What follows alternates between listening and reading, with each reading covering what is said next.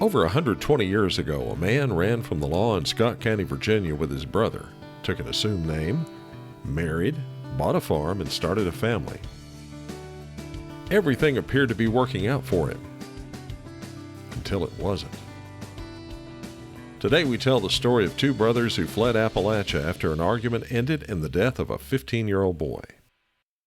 This is Stories, a History of Appalachia.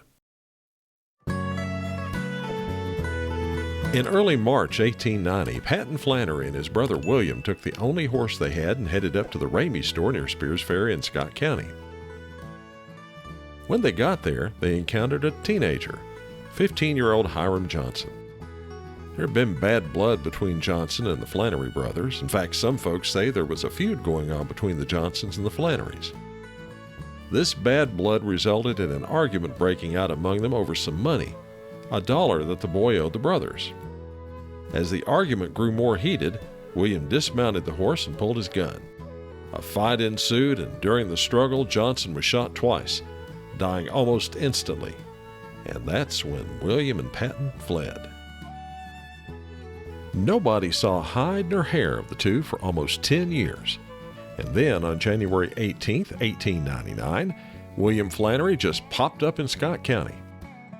It seems that in 1896 a man was murdered, and Flannery was wanted for that murder as well as for the murder of Hiram Johnson. In fact, there was a $100 bounty on his head, dead or alive. Flannery was located and a posse was organized that January day, which captured William Flannery. He was arrested and tied to a horse for transport back to Gate City, but the party never made it to the jail.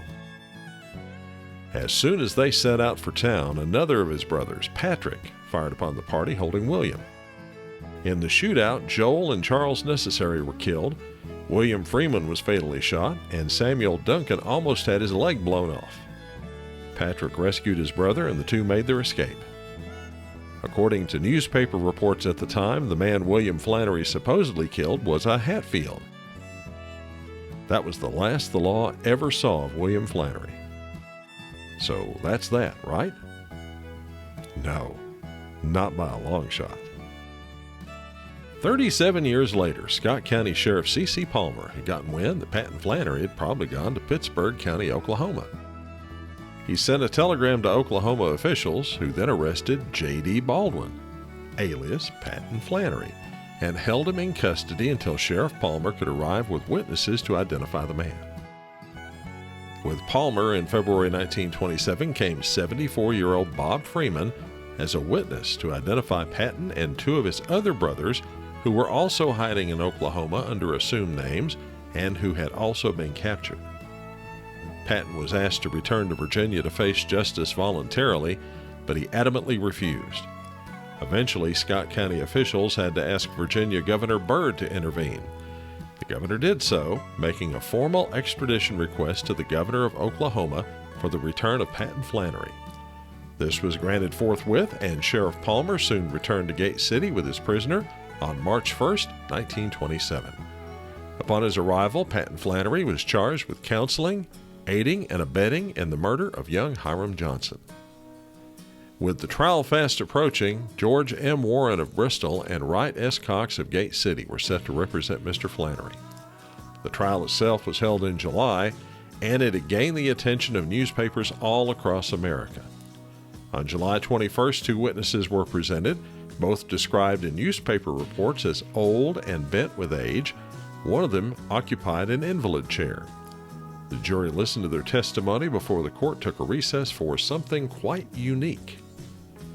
The entire courtroom was excused to travel 12 miles to Robinette Valley to hear the testimony of 72-year-old George Ramey, who was unable to leave his home for the trip to the Scott County Courthouse. Along with Ramey was another elderly man who was also unable to travel to Gate City, Hiram Otis Johnson, the victim's cousin. Johnson told the court that he saw the Flannery boys coming up the road on a single horse. Then there was that argument over the dollar, and finally the fight and the gunshot that killed the boy. According to Johnson, Patton never got off the horse, but did tell his brother to, quote, "Get up here and let's get away quick."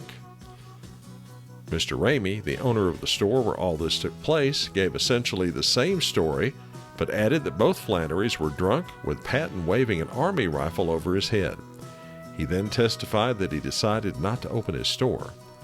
He also said Patton was threatening to shoot somebody before the night was over, and that's when Hiram Johnson showed up. At this, the court packed up and headed back to Gate City to continue the trial in the courtroom.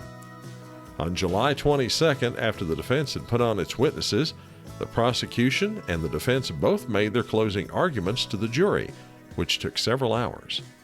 The case of Patton Flannery then went to the jury for deliberations after instructions from Judge Ezra Carter.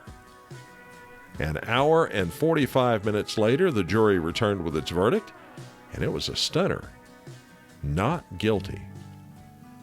Flannery, understandably, was ecstatic. He then shook hands with each member of the jury. Afterwards, he went and dined with the jury, then spent some time with old friends he hadn't seen since he went on the run nearly 40 years before. With that, Patton Flannery, or J.D. Baldwin, take your pick, went home to his wife, his 8 children, and his 17 grandchildren waiting patiently for him at Ty Valley, Oklahoma, where he owned a farm. And what about William Flannery, you might be asking? Well, William was never found by the authorities. Turns out, though, that he'd moved to North Texas, not too far from where his brothers had gone, and, under an assumed identity, lived a peaceful life and with his wife raised his own family.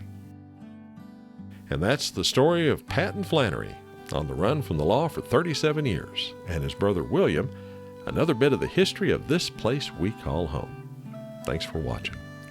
Now, if you've not done so already, please go down below, click that subscribe button, and if you don't mind, give us a thumbs up too. Till next time, take care. So long, everybody.